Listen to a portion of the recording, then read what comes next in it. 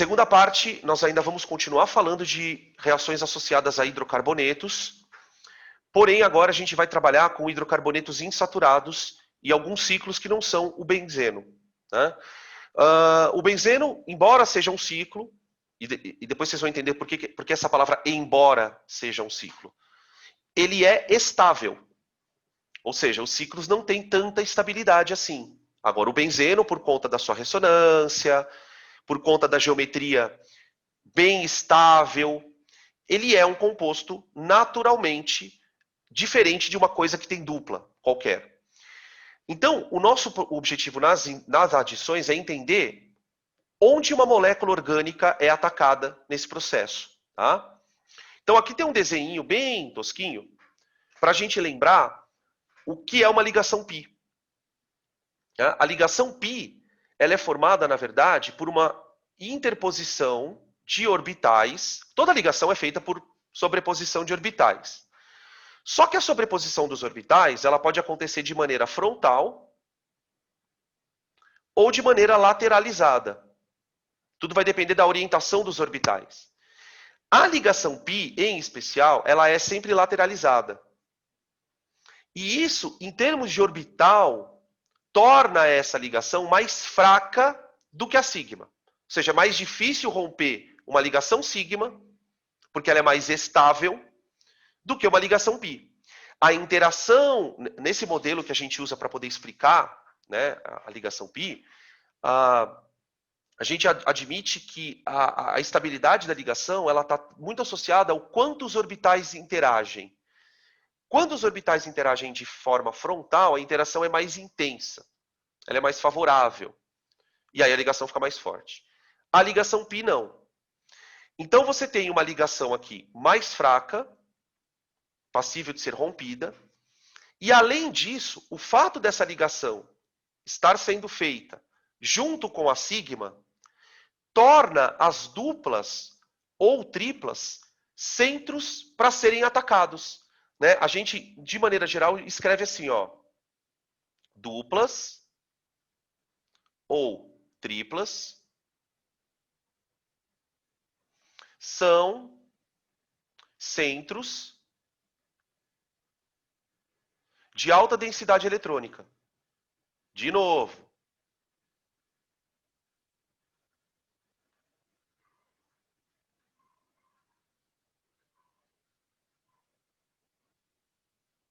Eletrônica. Significa, então, que podem ser atacados por coisas que gostam de elétrons. Então, podem ser atacadas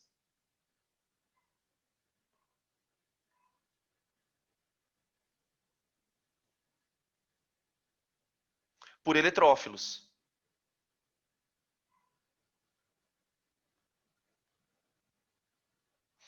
Toda adição é eletrofílica. Toda adição é eletrofílica. Justamente porque o que está sendo atraído é uma coisa que gosta de elétron. Tá? Percebe que aqui ocorre parecido com o anel. Quem é que o anel atrai? É o eletrófilo. Só que quando o eletrófilo chega no anel, ele vai fazer substituição. Porque o anel quer ficar aromático. Ele quer ser aromático. O carbocátion perde a aromaticidade, mas depois volta. Aqui não. Aqui, quando o composto não é aromático, ele quebra e beleza. Então, a característica das adições é uma perda, presta atenção no que eu estou falando, porque eu estou tentando falar igual aos exercícios. É uma perda do grau de insaturação. Um composto que tem tripla, ao ser adicionado, vira de dupla. Um composto que tem dupla, ao ser adicionado, vira saturado. Então, os processos de adição vão saturando a molécula. Agora faz sentido a história da margarina, né? Agora faz sentido a história da margarina, gordura vegetal saturada. Tá? O processo de adição ele ficou muito famoso na indústria de alimentos para a produção de gorduras saturadas, a partir de óleo. Né? Então eu consigo produzir os óleos de natureza vegetal, eles são moléculas insaturadas, são atacados, por exemplo, por hidrogênio. O hidrogênio rompe a ligação π e satura a molécula. Tá? Isso para a indústria de alimento é importante. Tudo bem? Tranquilo? Então, Por que é importante você saber essa história do eletrófilo? Porque se você vê uma molécula AB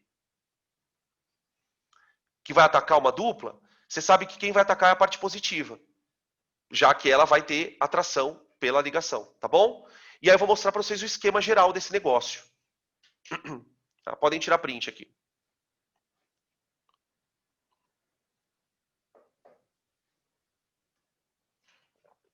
O mecanismo da adição também envolve carbocátion, tá? E o carbocátion vai explicar a regra de Markov-Nikov. Tá? Então, se você quer aprender a regra de Markov-Nikov, se você decorou e tá bom para você, legal. Se você quer entender por que o hidrogênio vai para o carbono mais hidrogenado da dupla, espera que eu vou te contar na história do carbocátion. Então, vamos imaginar um composto insaturado qualquer, tá? Eu vou escrever assim, ó.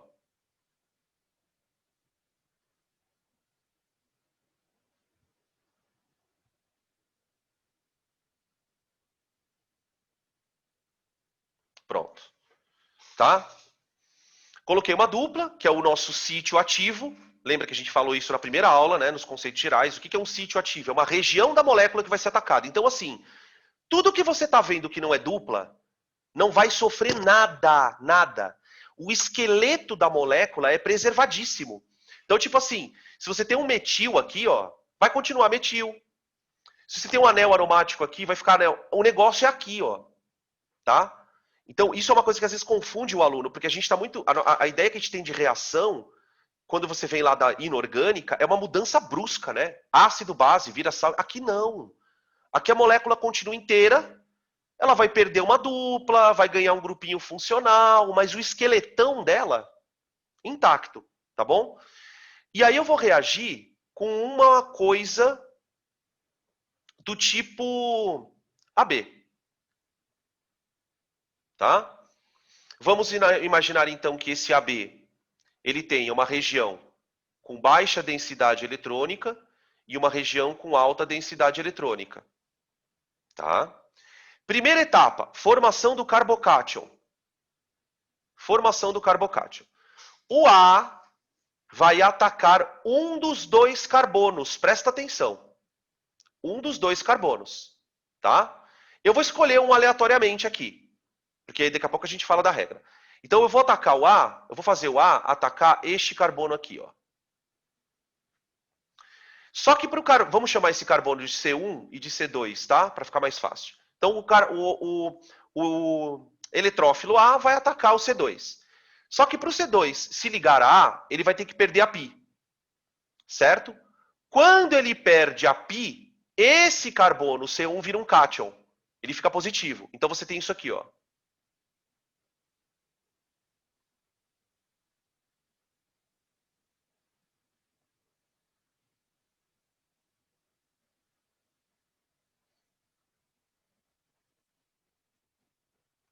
Mais B menos. Essa é a etapa lenta da reação. Essa é a etapa lenta, tá? Ela é a etapa determinante da velocidade. Depois que o carbocátion foi formado, no problems, ó, o B vem e entra.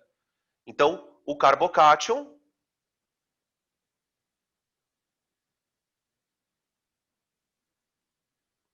ele vira isso aqui, ó. Então, aqui é R' mais B menos, virando o produto adicionado agora, ó. Porque esse cara tá com um par de elétrons sobrando, não tá? Ó, o B menos. O cara tá com um par de elétrons faltando. Isso aqui é uma reação ácido-base de Lewis. Reação ácido-base de Lewis. Você tem um cara com orbital vazio. E aqui você tem um cara com um par de elétrons sobrando. Tá? A base de Lewis e o ácido de Lewis. Aqui. Aí você forma um produto adicionado, ó. B, peraí, deixa eu colocar. Ficou meio porco aqui. A, R, duas linhas, H e R'. Tudo bem? Essa é a etapa rápida da reação. E tem sentido ela ser rápida, né? Porque o cara já está positivão, o outro já está negativo. Meu, isso aqui deve ter energia de ativação baixíssima, tá? Então você tem duas etapas. Uma etapa que é a formação do carbocátion, que é a etapa lenta. Então, vai imaginando um gráfico assim, ó. O Enem adora fazer isso, né? Ele dá uma reação orgânica e faz isso, ó. Tá? Etapa lenta, que é a formação do carbocátion. Etapa rápida, o outro ataque. Tá? Se você somar as duas etapas, eu cancelo o carbocátion, porque ele é um intermediário. Cancelo meu B-, e aí tem a reação como aparece na apostila.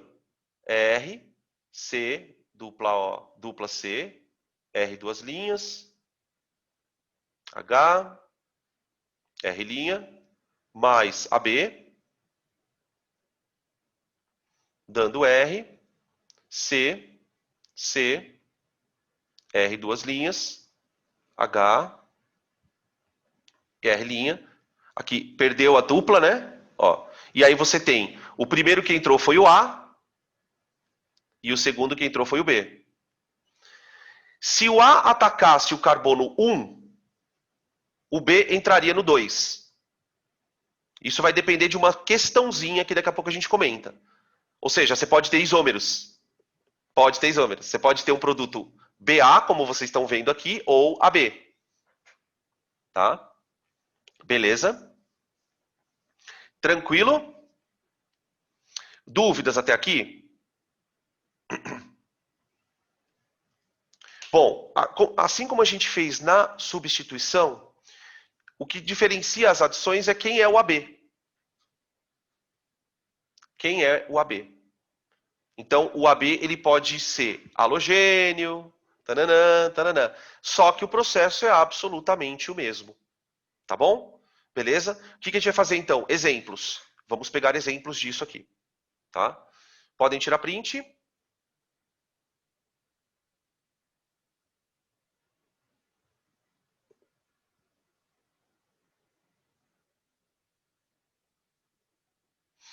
Vamos começar com as fáceis. A hidrogenação e a halogenação de alcenos. Por quê? Porque ela tem energia de ativação maior. É o processo mais difícil. Não tem uma especificidade. Porque é mais difícil formar o carbocátion, vamos dizer assim. Tá? Até porque o carbocátion, se você analisar bem, né, ele não é lá uma estrutura muito estável. Né? Então, para você conseguir fazer esse processo, requer uma energia de ativação maior. Né? O fato, na segunda etapa, dos dois já terem carga, o carbocátion já tem uma carga, e o outro também faz com que a afinidade fique maior. Né? A energia de ativação, gente, ela está muito associada à afinidade. Quanto mais afinidade as moléculas têm, menor vai ser a energia necessária para promover a reação. Elas já estão mais prontas, porque já tem mais tendência. Né? Então é muito mais difícil você fazer uma molécula neutra ser atacada por uma outra neutra, que é a primeira etapa, do que você fazer um cátion ser atacado por um ânion. Né? Você já parou para pensar, por exemplo, por que as reações de dupla troca, que acontecem em água, não precisam de aquecimento? Porque é reação entre íon. Você coloca os íons ali dentro, com mobilidade, e aí a reação acontece de maneira natural. Uma reação entre duas moléculas é sempre mais complicado. Eles não têm carga. Depois que você adquiriu a carga, aí, beleza, tá bom? Ok, peraí, deixa eu coçar minhas orebas. Hidrogenação e halogenação de alcenos. Tudo que eu estou contando para alceno vale para alcino também, tá? É que os alcenos são mais utilizados. Tá? A hidrogenação é a reação pela qual a gente produz a margarina. Não com alceno. A gente não produz margarina com alceno. A gente produz com ácido graxo. Né? Que depois eu conto na hora de ácido graxo lá, eu conto para vocês. Então, vamos imaginar um alceno qualquer.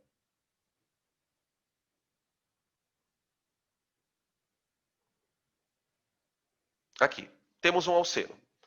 Tá? Eu vou reagir com o hidrogênio. Como a molécula de hidrogênio é apolar, e nós precisamos gerar um eletrófilo, não é? Eu vou precisar de catalisador. Tá? Na indústria, eles usam catalisador de níquel. E aí, o que eu vou fazer, então? Eu vou romper a dupla e vou saturar o alceno. Então, meu alceno vai virar um alcano. Ó. Pronto. Acabou. Tá? Notem que no modelinho de bastão, a gente aqui tem, ó, 1, 2, 3, 4 ligações. Então aqui não tem hidrogênio, tá vendo? Um dos hidrogênios vem para cá. Tá aqui, ó. E o outro hidrogênio vem para cá. Tá aqui. Então, fiquem atentos, porque os vestibulares gostam de colocar esses esquemas com bastão. Você percebeu ligação dupla desaparecendo? Isso é adição. Isso é adição. Tá? A molécula praticamente não sofreu mudança nenhuma, né, em termos de cadeia, continuou com uma cadeia ramificada, tal, né? Beleza? Aqui a gente tem o 2-metil-but-1-eno. Ó, 2-metil, but, né, ó, met, et, prop, but, 2-metil-but-1-eno, tá? Aqui você tem o 2-metil-butano, tá? Beleza? Na halogenação, o processo é o mesmo, só que com cloro, ou com bromo, ou com iodo.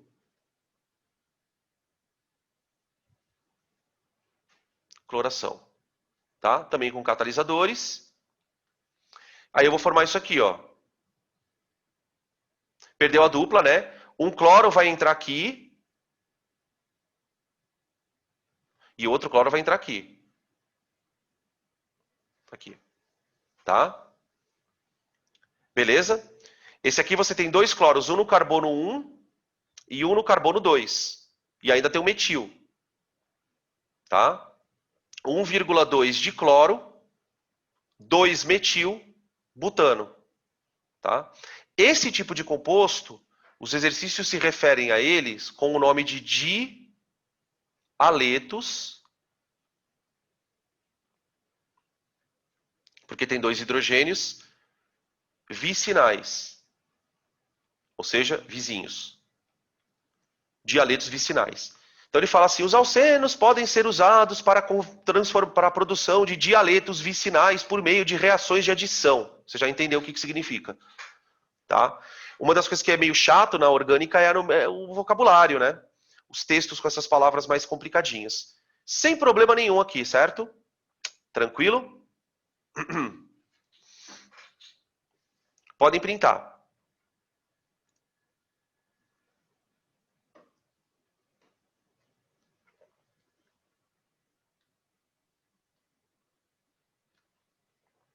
Aqui que está o problema. As outras duas adições que nós conhecemos não são com substâncias simples. A hidratação usa água e a adição de HX é uma adição de um ácido. É um ácido da família 7A. HCl, HBr, HI. Tá? É uma hidroalogenação que a gente vai chamar. Então, primeiro eu vou mostrar as duas para você perceber o problema. Para você perceber. E aí depois eu entro com a regra de Markovnikov. Então, a regra de Markovnikov, ela vai valer para esses dois casos.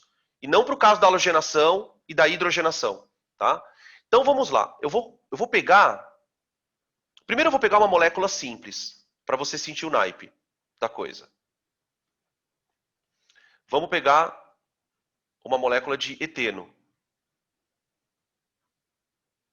Eteno. E vou reagir ela com água.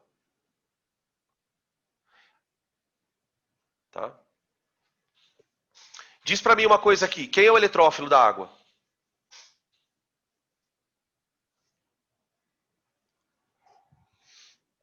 Quando eu falo quem é o eletrófilo, eu quero dizer o seguinte. Qual a parte da água que vai atacar a dupla?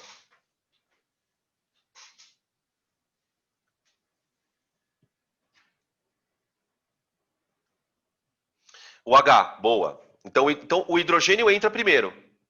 Certo? Nesse caso, você concorda comigo que não tem a mínima importância onde o hidrogênio vai entrar?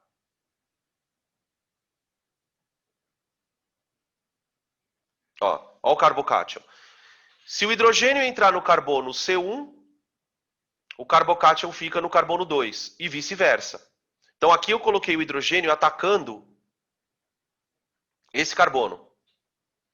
Na segunda etapa, a hidroxila entra e aí nós produzimos o nosso querido álcool. Opa, peraí.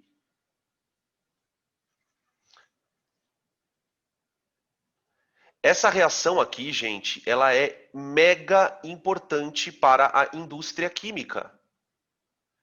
Por quê? Porque ela é a maneira que a gente encontra de produzir álcool de qualquer cadeia. Porque quando você pensa em etanol, certamente se eu perguntar para você assim, da onde a gente obtém etanol? Vocês vão falar, da fermentação. Da fermentação. Óbvio.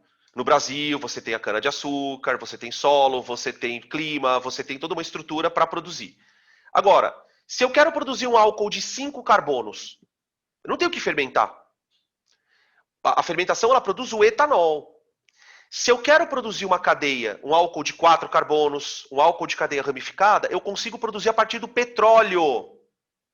Eu consigo produzir álcool a partir de petróleo. Eu pego um hidrocarboneto da cadeia que eu quero, com a dupla que eu quero, e vou hidratar esse hidrocarboneto. Essa hidratação geralmente é feita em meio ácido, tá? O catalisador nessa reação geralmente é um H+. Cada catalisador tem lá um mecanismo, não vou entrar muito nesse detalhe, tá? E aí eu produzi um álcool, beleza? Isso é uma hidratação. Então, a hidratação, ela vai necessariamente produzir compostos com hidroxila. Uma outra forma de você reagir com substâncias compostas seria um HX, né? Esse HX, ele vai ser um ácido halogenídrico. Lembra da lista dos hidrácidos? HF, HCl, HBr, HI, esses daí, tá? Então eu vou pegar um alceno, vou pegar o mesmo alceno, vou reagir ele com HCl e vou produzir isso aqui, ó. Um derivado halogenado. Outra forma de você produzir derivado halogenado. Quer dizer, para quem assistiu a primeira aula, eu posso produzir derivado halogenado por substituição de alcano ou por adição em alceno. Você acaba produzindo também compostos. E é mais fácil fazer com alceno, porque você não precisa de radiação ultravioleta. Os alcenos são compostos mais reativos. Então, só aquecendo e botando lá um catalisadorzinho já resolve. Tá? Beleza? Tranquilo? Aqui é o cloroetano, né? Ou cloreto de etila. E aqui é o etanol, que é o álcool que a gente produziu. Tá? Qual é o problema da reação de HX? O que vai acabar acontecendo é que toda vez que você reagir o composto com água ou com ácido, quem vai atacar a dupla é o hidrogênio, sempre. Ele é o nosso eletrófilo, nesse caso. Tá? Você tem o H ligado com OH ou o H ligado com 7A. Então a primeira entrada é o hidrogênio. Tudo bem? A segunda entrada é a parte negativa. Ou a hidroxila, ou o íon cloreto. Então você tem que ter isso em mente. Tá? Toda vez que eu reajo com HX, o primeiro que entra é o hidrogênio. Porque aí a regra de Markovnikov vai fazer sentido para você. Tá? Beleza, vou trocar aqui o slide. A regra de Markovnikov, ela veio para explicar uma observação experimental até então não compreendida. Tá? Então eu vou mostrar primeiro qual é o problema, mostrar a regra e explicar ela para vocês. Então o negócio é o seguinte, imaginem que eu vá fazer uma reação assim, ó.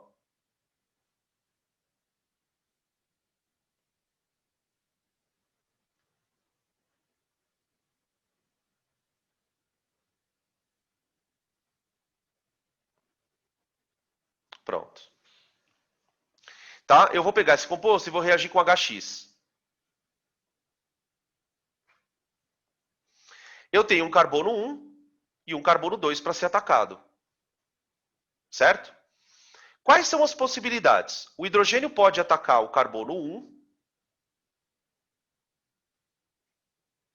o que vai obrigar o outro elemento, o outro ligante, a entrar no 2. Então você teria isso aqui, ó.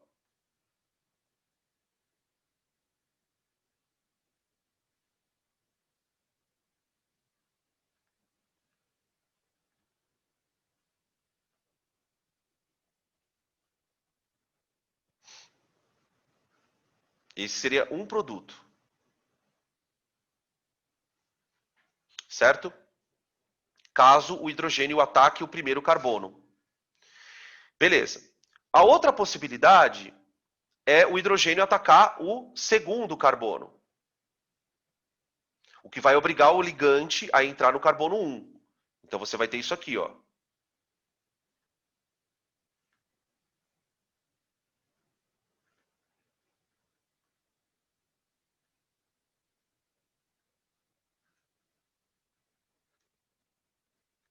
Concordam?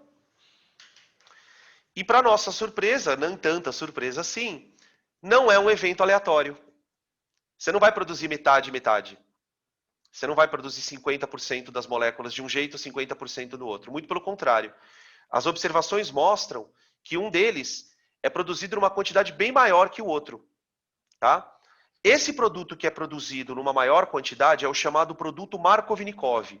Porque em homenagem a ele, os caras chamaram um produto porque ele explicou o porquê. Tá? O produto principal nesse caso é esse aqui, ó.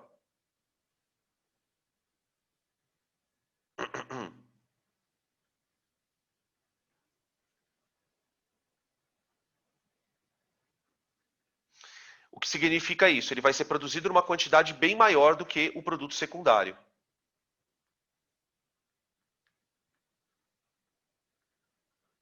Tá? Então, primeiro vem a regra. Em que circunstâncias você vai usar a regra de Markovnikov? Quando o exercício te perguntar o produto formado. Porque veja que na adição são possíveis dois produtos. Porém, o produto secundário muitas vezes é produzido numa quantidade tão pequena que ele é irrisório. Então, você sabe que a questão vai falar de Markovnikov quando ele vai falar que uma adição desse tipo de composto vai formar só um produto. Você percebe que esse tipo de contexto é diferente do contexto com o eteno. No eteno, isso não acontecia. Porque no eteno, o hidrogênio entrando em um carbono e o segundo grupo entrando no outro, daria a mesma molécula. Quando é que o problema surge? Quando você tem uma insaturação, agora eu quero que você preste atenção bem aqui, ó. Quando você tem uma insaturação, onde uma parte é ramificada e a outra não. Nesse tipo de estrutura, você vai ter a formação de compostos diferentes. Você tem uma cadeia para um lado, uma outra cadeia para o outro. Então você pode esperar os isômeros. O que o Markovnikov percebe? Que quando quando a adição ocorre, existe uma espécie de preferência do hidrogênio em atacar um dos carbonos especialmente. Qual é o carbono mais facilmente atacado pelo hidrogênio? O carbono mais hidrogenado da dupla. Tá? Notem que para eu ter formado esse produto, que é o produto do Markovnikov, foi preciso que o hidrogênio atacasse esse carbono aqui, ó. Dentre os carbonos da dupla, que são os passíveis de serem atacados, o carbono mais hidrogenado é mais fácil de ser atacado. Vamos colocar dessa maneira, tá? Então a regra é basicamente essa, ó. Na adição de HX, inclusive esse HX pode ser água também, tá? Há uma insaturação, o átomo de hidrogênio é adicionado preferencialmente ao carbono mais hidrogenado da insaturação. Tá bom? Beleza isso aqui, gente? Por que isso acontece? Brevemente falando. Isso acontece, de novo, por causa do carbocátion. Por causa do carbocátion. Então, vamos voltar ao exemplo inicial aqui, onde a gente falou um pouquinho sobre o carbocátion. Lembra que para formar o carbocátion, a parte positiva da molécula atacava um carbono. Quando a parte positiva ataca um carbono, a carga positiva do carbocátion ela fica no carbono vizinho, não é? Então vem cá um pouquinho, veja só. Quais são os possíveis carbocátions que eu posso formar? Se o hidrogênio for atacar o carbono por aqui, eu vou formar um carbocátion.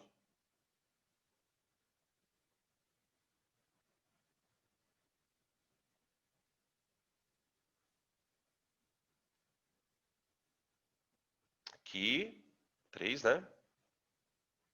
E aí a carga positiva fica aqui, não fica? Ó? Esse é um carbocátion. Tá? Carbocátion 1. Se o hidrogênio resolver atacar o carbono 2,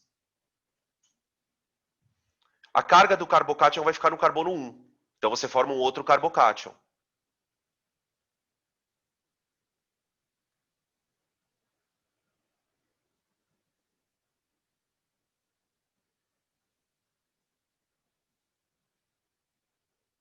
Certo?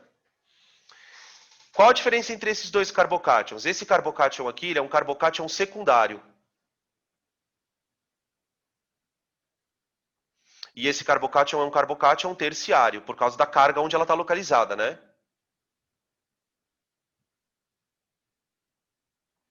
O que o Markovnikov descobriu?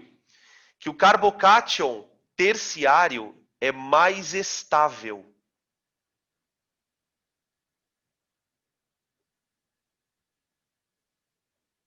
Do que o secundário.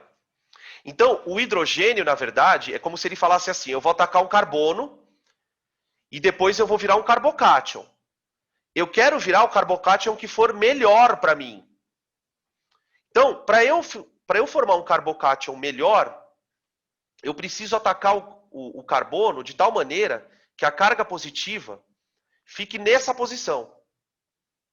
Então, na preferência, em termos de qual é o carbocátion mais fácil de ser formado, é o carbocátion formado a partir do ataque ao carbono mais hidrogenado. Então, na medida em que o hidrogênio entra no carbono mais hidrogenado, ele proporciona para a molécula formar um carbocátion mais estável. E aqui eu vou até um pouquinho mais longe, aqui dá para a gente falar. Por que esse carbocátion é mais estável? Vocês lembram que existem grupos que puxam elétrons da molécula? Átomos eletronegativos, como grupos OH. Vocês sabem que tem grupos que empurram elétrons para a molécula. Sabe que grupo empurra elétron para a molécula? Cadeia carbônica. Então acontece assim, ó. Quando um carbocátion se forma aqui, ele está rodeado por duas cadeias carbônicas, o metil e o isopropil, não é? Essas duas cadeias carbônicas exercem efeito de elétron repelente. A gente chama efeito de elétron repelente. Eles empurram elétrons para cá. Quando eles empurram os elétrons, essa carga fica mais estabilizada. Quando uma carga positiva está situada por 3 grupos elétron repelentes, carbocátions dessa natureza, ela é mais estabilizada. Então, o nosso intermediário ele é mais fácil de ser formado. Daí a reação ter essa preferência. Tá? Para o vestibular, é mais guardar a regra. Tá? De formação de que composto eu vou formar. Então, esse aqui é o produto Markovnikov, que é o produto principal. E esse aqui os caras chamam de produto anti-Markovnikov, que seria o produto secundário. Tá bom? Tudo bem, gente? Louco, né? Loucaço. Loucaço. Podem fazer alguma pergunta se quiserem, tá?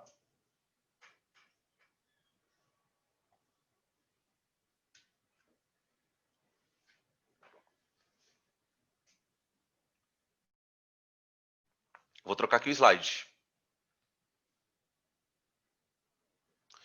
Qual deles? Espera aí. 1, 2, 3. Ah, aqui, né? Faltou. Eu tenho um hidrogênio a mais aqui. Aqui, ó. Tá aqui. Pronto. Porque aí o carbono ele ataca o hidrogênio aqui, ó. Então ganha um hidrogênio aqui no 2, e aqui um xzinho. Tá? Só o xzinho ali. Beleza?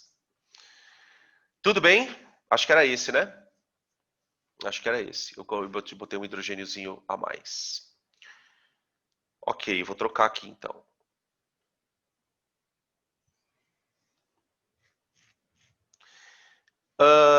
Aqui eu vou fazer um pequeno complemento antes da gente ir para o intervalo. Já é uma parte um pouquinho mais aprofundada. A gente tem compostos que reagem de maneira um pouco estranha quando são insaturados, que são os dienos. Tá? Dienos são compostos que têm duas duplas. Tá? O próprio nome já vai sugerir o que é um dieno. Tá? Existem tipos de dienos. Existem dienos assim, ó.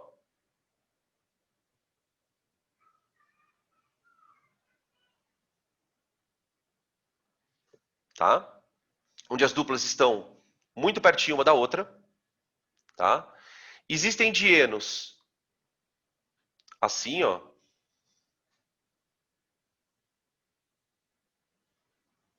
Tá? São dienos onde as duplas estão separadas. Mas existe um tipo de dieno especial, que é o dieno conjugado.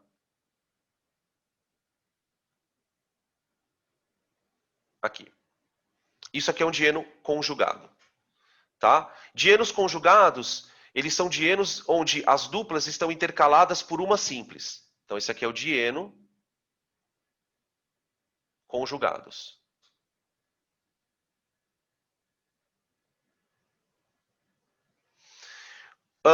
Por que esses dienos eles são importantes? Assim, cita-se na orgânica. Porque um dieno desses conjugado é justamente o que se usa para produzir borracha. Então acabou se descobrindo uma série de coisas sobre eles por conta desse comportamento peculiar. Qual é o comportamento peculiar de um dieno conjugado? Quando um dieno vai sofrer adição, desse tipo aqui, espera-se que a adição aconteça ou aqui, ou aqui. No entanto, com os dienos conjugados, acontece uma adição especial chamada adição 1,4. Eu vou mostrar para vocês o que é uma adição 1,4 e vocês vão entender por que ela é estranha. Então a coisa funciona assim, ó. Imaginem, por exemplo, esse composto aqui, ó.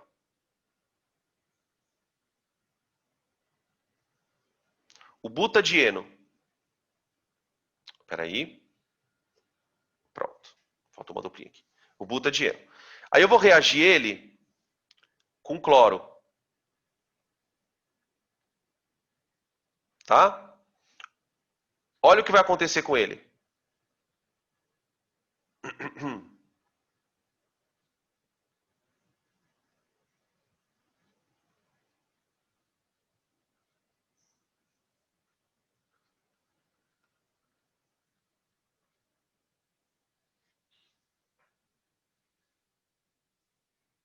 É isso aqui, ó. Isso é uma adição 1,4. É um negócio muito bizarro, muito bizarro. Você vê que a ligação, uma dupla sumiu, né?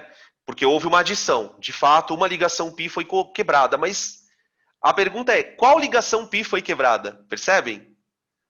Tá? O que acontece nessa reação? Por que ela é diferente? O que ela tem de especial? Adivinha? O carbocátion. De novo. O que acontece nesse processo? O ataque acontece a princípio daquela mesma maneira. A molécula se quebra. Vamos imaginar, por exemplo, que o cloro vai atacar este carbono aqui, ó. Tá? Quando o carbono é atacado, forma-se isso aqui, ó.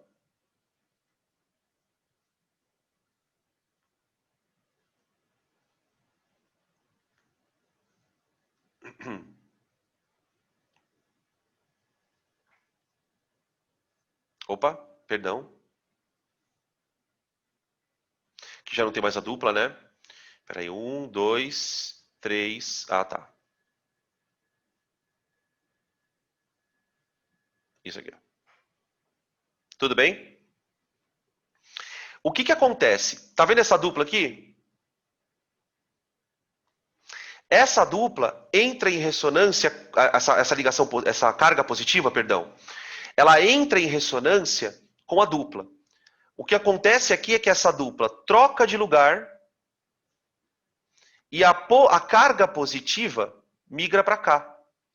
Então, o carbocátion, às vezes, pode, inclusive, sofrer ressonância. E por que eu estou contando isso para vocês? Para vocês perceberem que existem coisas estranhas. Ou seja, esse tipo de coisa o cara não vai querer que você decore. Ele vai mostrar a reação e vai pedir para você fazer um modelo. Tá? Ela é chamada adição 1,4 porque, ao contrário do que a gente previa, ou seja, a adição deveria ser aqui um 2, um cloro entrando aqui, um outro aqui. A ressonância gera um carbocation assim, ó.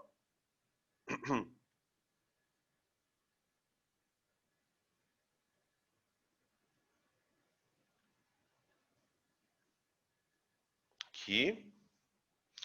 Fica tão louco, eu tenho que tomar até cuidado para escrever, ó.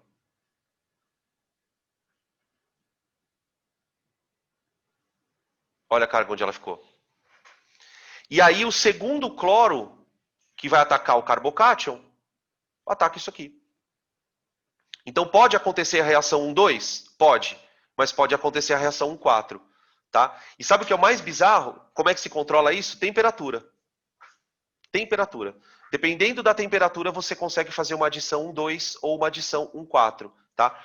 Geralmente a adição 1,4 ela requer uma temperatura maior. Por quê? Porque na adição 1,4 você teria um carbono, um carbocation aqui, ó, num carbono primário. Esse carbocation ele não é tão estável quanto um carbocation aqui.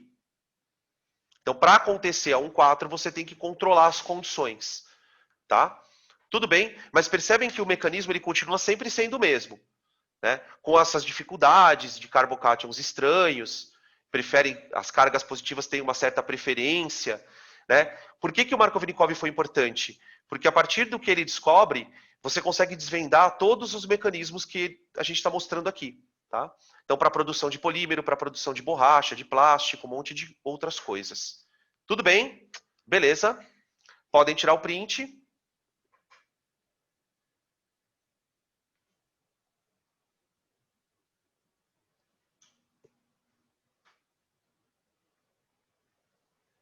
Pode falar.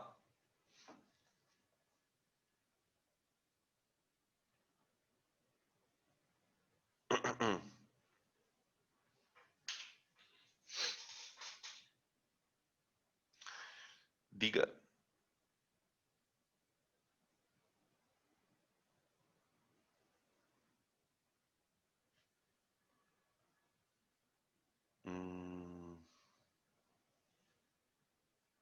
Não, não, isso são efeitos, né, que foram sendo descobertos ao longo do tempo, né? Não é uma coisa que ele criou essa teoria. Esse é um efeito que a gente descobre que acontece. Tem uma série de dados experimentais que conseguem provar esse tipo de... Porque, assim, existem modelos matemáticos que prevêem densidade eletrônica em molécula. Para conseguir provar isso tudo, a gente parte sempre de simulação computacional. Então, você distribui os elétrons da molécula segundo alguns parâmetros e vai observando certos comportamentos que ocorrem por conta de grupos. Então, tipo, se eu tiro um grupo OH e coloco um grupo metil, o meu anel ele fica com mais densidade eletrônica. Então, é por conta disso, na verdade. Não é uma teoria que foi criada para explicar. Ela, na verdade, é constatada por informação de laboratório mesmo. Tá bom? Belezitia? Então é o seguinte, eu vou fazer um intervalo e na volta a gente continua falando de adição, porém a gente vai começar agora a falar das adições a ciclos. Vamos falar um pouquinho do comportamento dos ciclanos. Tá? A gente falou de alcanos, falamos dos insaturados, né, alceno, alcino, e falamos também dos aromáticos. Agora vamos falar um pouco dos ciclos saturados. Beleza? Então, 10 minutinhos e a gente volta. Essa parte eu vou deixar junto com a adição, para que vocês assistam de uma vez só, tá? Daqui a pouco eu volto, então. Prontinho, tá gravando agora. Então é o seguinte, galera. Para a gente terminar a discussão das adições, vamos falar um pouquinho do comportamento dos anéis. O comportamento dos anéis, sem ser aromáticos, ele durante muito tempo foi objeto de estudo porque os anéis reagem de maneiras bem distintas dependendo do tamanho deles. E a teoria das tensões dos anéis, ela vai tentar explicar essa diferença de reatividade em função da geometria do anel. De maneira geral, a gente tem o seguinte cenário, né? Substituições ocorrem geralmente em compostos menos reativos. Os alcanos, nos aromáticos. E as adições por outro lado, ocorrem compostos mais reativos, compostos que tenham duplas ou triplas, certo? Nos anéis, a coisa funciona da seguinte maneira.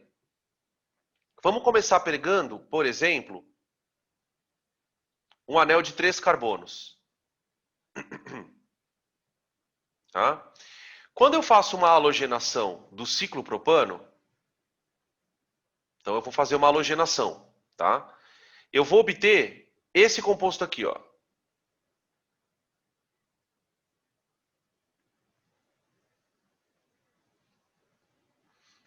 O 1,3 dicloropropano. Tá aqui. Beleza? Olhando para essa reação, não sei se vocês percebem isso, mas vou chamar a atenção de vocês, ela ocorre por um processo de adição. Né? A gente vai perceber que nas adições, o composto literalmente entra no outro. O halogênio ou a água, de tal maneira que você vai partir, né, de 2 reagentes e formar um produto. Então, isso é uma reação via adição. Né? Agora eu vou pegar um outro composto.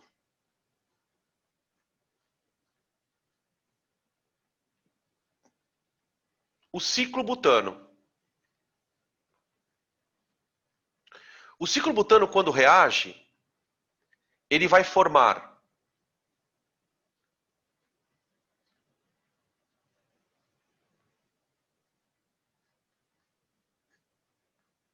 dois compostos.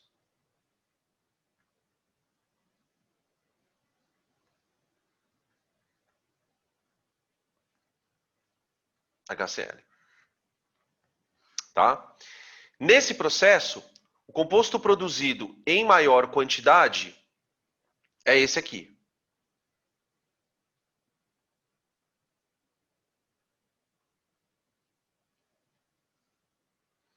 Tá? Terceira reação.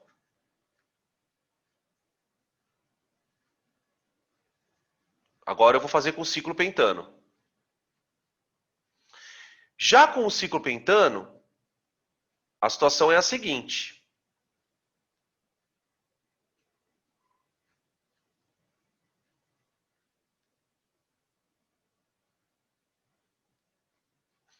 Forma-se dois produtos, esse aqui é o principal.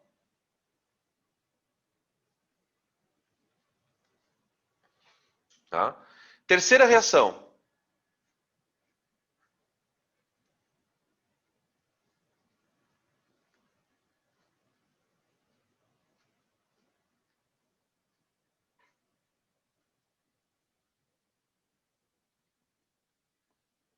Aqui. Esse é o problema. Tá? É justamente aqui que mora a história da teoria da tensão dos anéis. O que a gente vai observar comparando as reações? A primeira reação acontece por um mecanismo de adição. A molécula se quebra, cada carbono se liga a um cloro, né? E aí eu formei o composto diclorado. Nota que os cloros não estão em carbonos vizinhos, porque um ciclo quebrou. Então, na hora que o ciclo quebra, cada cloro fica numa extremidade da cadeia. Quando o ciclo é de 4 carbonos, aparece um produto diferente aqui. Né? A gente vê o ciclo quebrando ainda. Espera aí. A gente vê o ciclo quebrando, ó, o ciclo de 4 carbonos quebrado. Mas aí já começa a aparecer um outro produto. Esse outro produto sugere que algumas moléculas do ciclo butano estariam reagindo por um outro mecanismo que não adição. Né? A molécula que adiciona, ela vai quebrar. A molécula que não adiciona, ela continua cíclica. O que aconteceu aqui é uma substituição, aparentemente. Né? Já aqui, você tem os dois produtos, porém, o produto principal é o produto da substituição e não o da adição. Tá? E a quarta reação, ela já mostra que esse ciclo se comporta muito mais como um composto tipo um alcano, tipo um aromático, do que como um alceno. Né? Então, o que os químicos não sabiam explicar é por que os anéis se comportam de maneira distinta.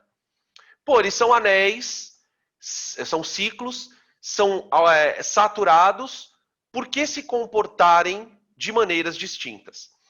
A teoria foi explicada pelo Bayer, né? Por isso ela chama a teoria da tensão dos anéis de Bayer. E ela foi bem importante para a geometria molecular, para descrever geometria de ciclos. E a ideia do Bayer, ela foi bastante, assim, genial, na verdade. Ele começou a avaliar qual a tendência que um ciclo teria de ser rompido. E ele chegou a algumas conclusões de que os ciclos têm maior ou menor facilidade para serem rompidos, porque as ligações dos carbonos formam ângulos tensionados. Tensionados. O argumento dele era muito simples. Ele olhou para essas moléculas e pensou assim, peraí, perdão, todos esses carbonos do ciclo hexano, do ciclo pentano, do ciclo butano, do ciclo propano, todos esses carbonos, eles são sp3. Todos os carbonos são sp3. Nós sabemos já, de outros carnavais, que o carbono sp3, ele tem uma geometria própria tetraédrica. Ele tem uma geometria própria tetraédrica. E por essa geometria tetraédrica, os ângulos de ligação dele têm que ser de 109 graus. Para que a molécula adquira uma geometria o mais estável possível. E analisando as estruturas desses ciclos, o que o Bayer percebeu é que em alguns ciclos esse ângulo não é 109. Por exemplo, no ciclo propano, o ângulo de ligação é 106 graus. 106 não, 60 graus, que 106? Tô ficando louco. Loucão. É um ângulo de 60 graus. Então ele vai argumentar assim, olha, um carbono sp3 que precisa estar com ângulos de ligação de 109 graus, mas é submetido a 60 graus, ele está tensionado, ele quer abrir. Essa tendência natural do anel de querer tensionar as ligações, de querer abrir as ligações, fará desse anel uma espécie muito mais suscetível à quebra. Né? E ele percebe que à medida que o anel vai ficando maior, esse ângulo de tensão vai se aproximando do ângulo ideal. Então, por exemplo, no benzeno, os ângulos de ligação são de 109 graus. Ou seja, é uma estrutura cíclica onde todos os carbonos estão com a geometria de maior estabilidade. Né? Então, a teoria da tensão dos anéis diz assim, olha, quanto mais próximo o ângulo do ciclo se aproximar do ângulo ideal, mais suscetível à substituição será o ciclo. Porque o anel está menos tensionado. Então, se o anel está menos tensionado, ele é mais estável. Tá? Beleza? Deixa eu ver o que estão chamando aqui. Posso.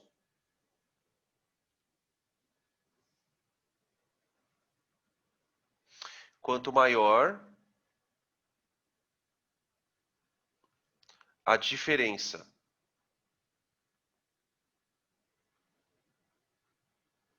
entre ângulo real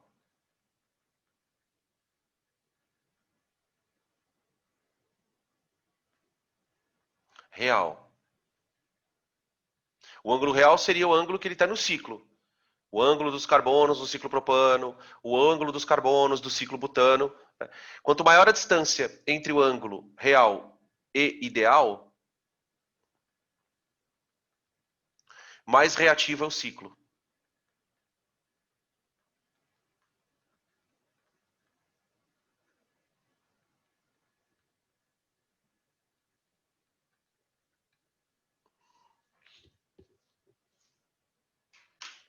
Tá?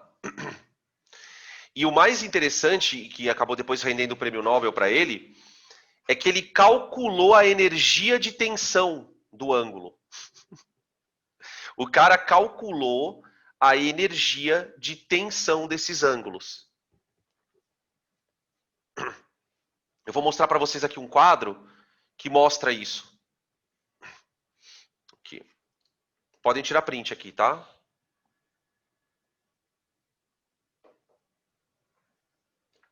Vou mostrar aqui, ó.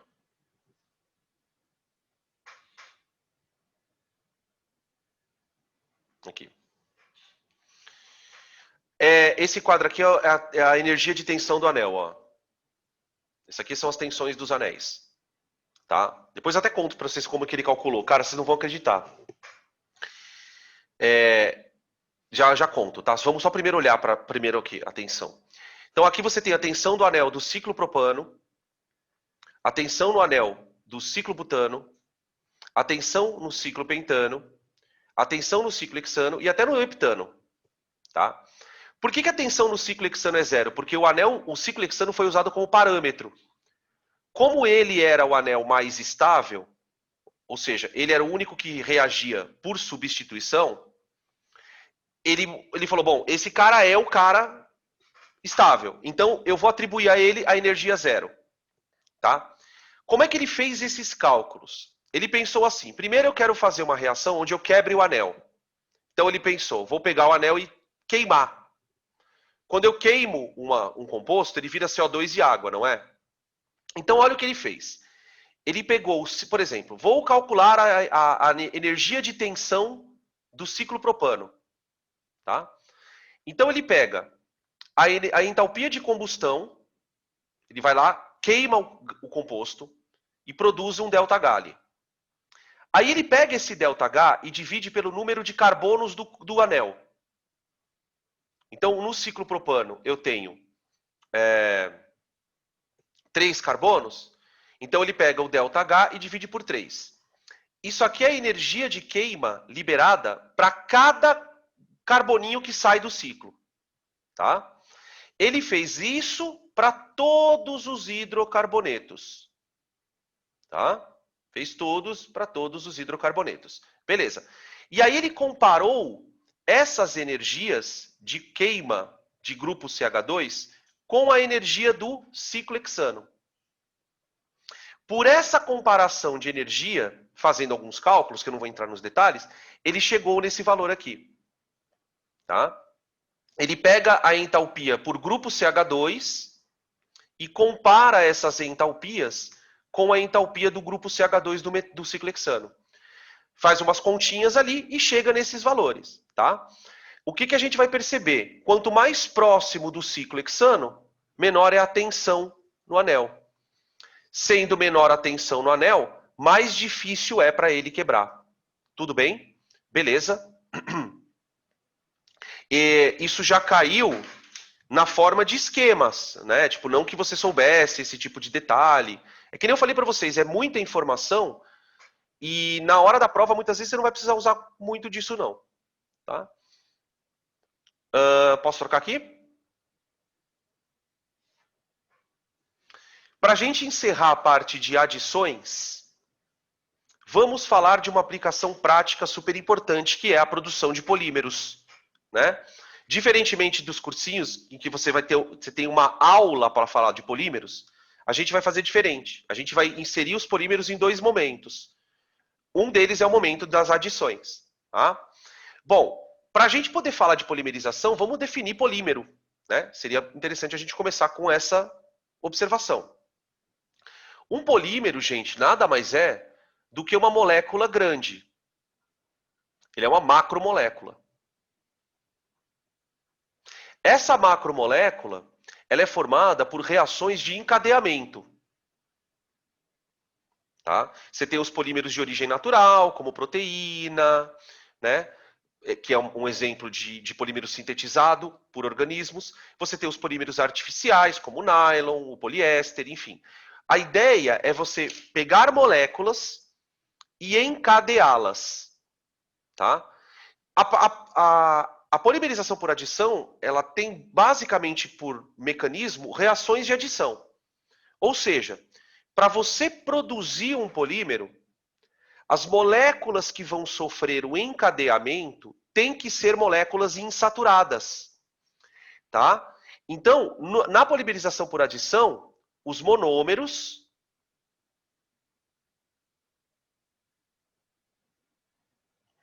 são estruturas com insaturações. Os monômeros são estruturas com insaturações. São moléculas bem pequenininhas em geral, tá? Moléculas que podem ter um aromático, uma outra coisa, mas não são moléculas muito grandes. E você vai encadeá-las a partir das insaturações. Tá? Então, se você ouvir a expressão, por exemplo, no vestibular, o polietileno é um polímero de adição. O PVC, o Teflon, o poliestireno, o polipropileno, eles são polímeros de adição. O que significa? São polímeros produzidos a partir de quebras de duplas. Tá? Então, por exemplo, vamos pegar aqui o etileno. O etileno. O etileno é uma molécula que pode ser atacada por qualquer coisa por adição. Para você produzir um polímero com etileno, o que você vai fazer? Você vai acondicionar esse composto num recipiente, ele é um gás, vai colocá-lo numa condição de alta pressão, alta temperatura e na presença de um catalisador. Não é uma coisa tão simples, as polimerizações não são processos tão simples, principalmente polimerização por adição. Porque como as moléculas são muito inertes, elas são geralmente derivadas de hidrocarbonetos, elas não têm muita reatividade, então é mais difícil produzir o polímero. Tá? O que vai acontecer, basicamente, é que a molécula do monômero simplesmente rompe a ligação π. Eu vou colocar os hidrogênios para cima e para baixo, assim, ó.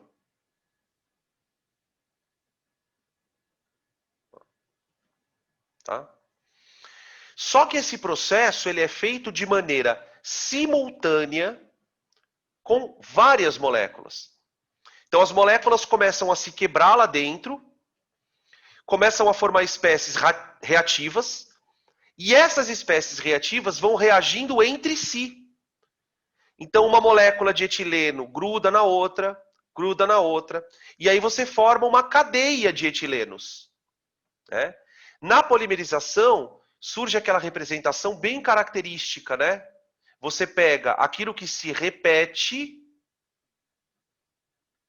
e põe um Nzinho do lado. Tá? Polímeros como polietileno.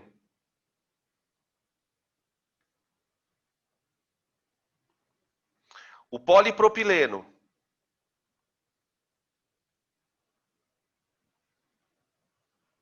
O PVC. O Teflon. E o poliestireno são polímeros de adição. Tá? Vamos pegar um outro aqui famoso. Tá? Por exemplo, o poliestireno. O poliestireno é importante para a produção de isopor, né? Isolantes térmicos, aqueles copinhos, aqueles pratinhos. Né? São sempre polímeros, gente, que do ponto de vista ambiental são a pior escolha possível. Né? Porque você para perceber qual que é a sacada do polímero. Né? Você pega o polietileno, por exemplo. Ele é um derivado de hidrocarboneto, ele é uma coisa totalmente inerte. Então isso explica, por exemplo, por que ele pode ser usado como plástico. Você pode armazenar um alimento ali, ele não vai ser contaminado. Né? Os polímeros eles são estruturas muito difíceis de serem degradadas. Você faz um polímero ou porque você quer um material resistente, né? Ao mesmo tempo resistente e leve, durável. Os plásticos são duráveis, né? Tipo essa caneta de plástico aqui, ela vai durar séculos, provavelmente nesse planeta, né? Eu não sei se vocês já fizeram essa reflexão, né? Onde está tudo que você já jogou fora até hoje? Já pararam para pensar sobre isso? Onde estão os brinquedos que você jogou fora? As pecinhas de plástico do Lego? Onde elas estão agora, velho? É perturbador. Eu particularmente acho perturbador pensar em tudo que eu já me livrei durante a minha vida inteira e boa parte desse material do qual eu me livrei está no planeta ainda. Não foi degradado, não entrou em algum ciclo. Né? É diferente, por exemplo, quando você joga um alimento fora. Não que as pessoas devam jogar alimento fora, mas uma vez que você joga uma carne estragada fora, um alimento que estragou, ele vai entrar num ciclo orgânico. Os plásticos, eles são inertes. Eu já peguei uma coisa inerte, que era um hidrocarboneto, e deixei ele mais inerte ainda. Então, essa questão ambiental, ela é muito séria. Muito séria. Estão falando aqui do biopolímero. Né? Os biopolímeros, eles são basicamente o futuro desses materiais, entre aspas, descartáveis. Por quê?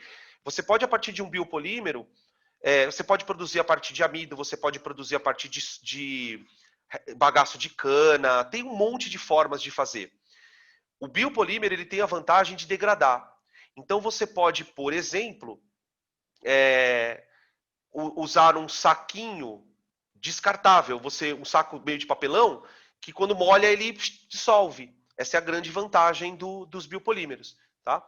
O monômero a gente nunca representa com N porque ele é uma molécula só, né? Ele é monômero, então é uma só. Então são N monômeros para formar uma cadeia de N átomos. Tá? Beleza? Eu vou mostrar aqui o poliestireno, só para vocês verem um exemplo, que é tudo igual. É tudo igual. Se você sabe uma, você sabe as 5. Ó, olha para essa molécula aqui. Espera aí.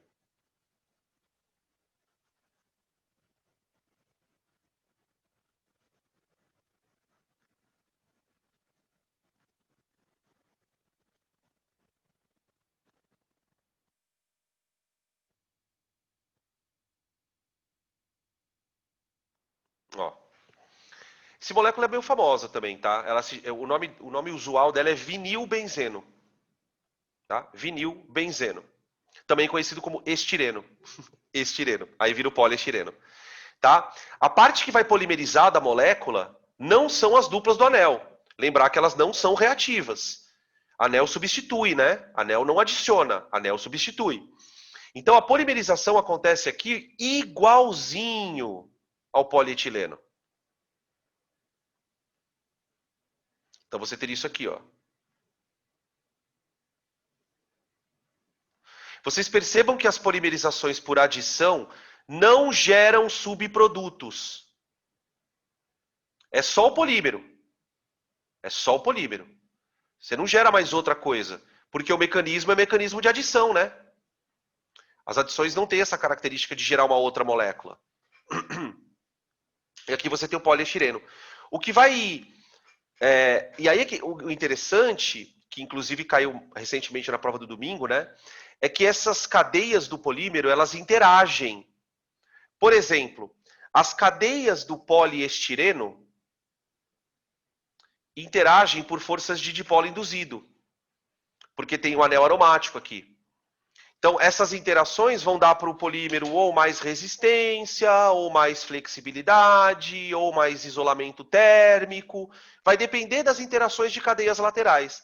Então, tem muitos exercícios em que o cara coloca os polímeros, tipo, as cadeias próximas e pergunta, olha, tem ponte de hidrogênio, tem dipolo induzido, tá? Tem polímero até que tem carga na cadeia.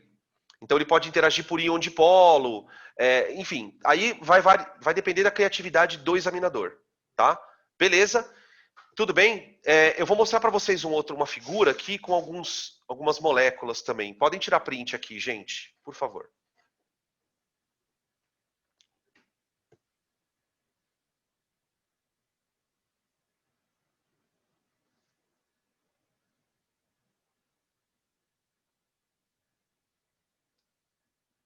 Ó, eu coloquei aqui uma sequência, eu vou dar um zoom neles para vocês irem vendo para eu colocar a página inteira, eu tive que colocar ela bem pequenininha, tá? Então eu vou dando um zoomzinho aqui, a gente vai olhando, ó. Aqui você tem o monômero, o polímero e as figurinhas, tá? Ó. Então, o monômero é o etileno. A nomenclatura é bem simples, ó, polietileno. Então, ó, tá aqui, ó, estrutura. Tá? Aqui você tem o propeno. Propeno, ó, uma dupla aqui. Quando essa dupla polimerizar, esse carbono ele vira um metil aqui, ó. Então você tem uma cadeia ramificada também, ó, um polímero com cadeia ramificada, tá? Que é o polipropileno, tá? Gente, percebam que todos eles partem da mesma ideia. Dupla entre carbonos. Aqui dupla entre carbonos só com hidrogênio. Aqui dupla entre carbonos com o grupo metil. Aqui você tem uma dupla entre carbonos, ó, com cloro, formando o cloreto de vinila. Tá? É um derivado halogenado, só que de um alceno. Então, por exemplo, olha como você pode linkar a aula de hoje. Olha como você pode linkar a aula de hoje. Partindo de etino, como é que eu obtenho o PVC?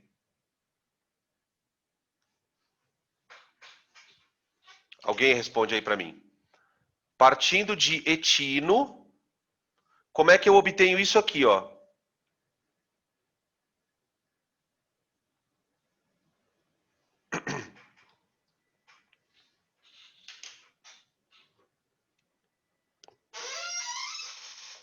Gente, essa cadeira tá um barulho insuportável.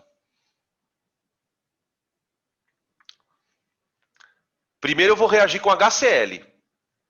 Primeiro com HCl. Eu vou fazer o seguinte, ó. Eu pego etino. Ó como é que a gente escreve em prova discursiva.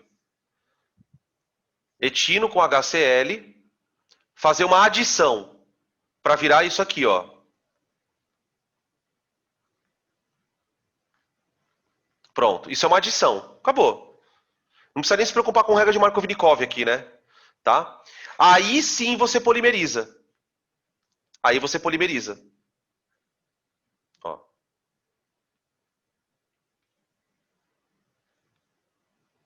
Ó. Pronto. Formei o polietileno.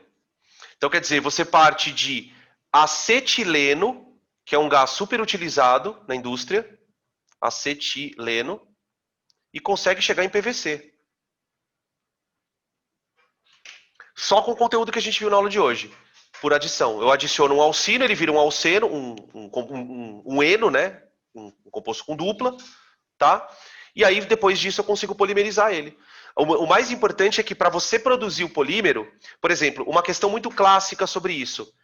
Ele fala assim, das moléculas abaixo, qual poderia ser usada para produzir um polímero de adição? Você tem que procurar na molécula a presença de duplas. É importante que a molécula tenha duplas para poder polimerizar essas duplas, né? Aqui você tem outros, ó. Esse aqui, ó, o poliacrilonitrila, que é um tecido sintético, totalmente sintético, ó, ele tem um cianeto, diferentemente do PVC, tá vendo, ó? Olha que coisa louca, né, gente? Um vira tecido, o outro vira cano, só por conta da cadeia lateral. Diferente, né? Então cada uma vai dar uma propriedade para o polímero, tá? A poliacrilonitrila, aqui você tem esse outro aqui, ó, que é o poliestireno, que eu falei para vocês, tá? Que é usado para isolante térmico, geralmente para isolante térmico. E o Teflon, que é bem famoso também, por conta da propriedade antiaderente, né? As interações moleculares da cadeia de Teflon praticamente são zero. Então você não gruda as coisas ali. É uma coisa praticamente sem interação molecular. Tá? O que dificulta então as coisas de ficarem presas. Beleza? Tá? De polimerização por adição, gente, olha, é isso aí. Tá? É o suficiente, tá tudo ok. Não precisa saber mais coisa. Na segunda parte de conteúdo, né, que é a parte de as outras reações, aí vai surgir a condensação. Então aí a gente vai falar do poliéster, vamos falar do Kevlar, vamos falar do nylon, porque aí é um outro processo. Ali vai acontecer uma substituição, não é num hidrocarboneto, é numa carbonila, e aí as coisas vão andar de uma outra dinâmica. Tá? Por isso que eu acho interessante não falar de polímero, falar de polímeros separados, para que vocês entendam onde eles estão inseridos. Tá? Tranquilo?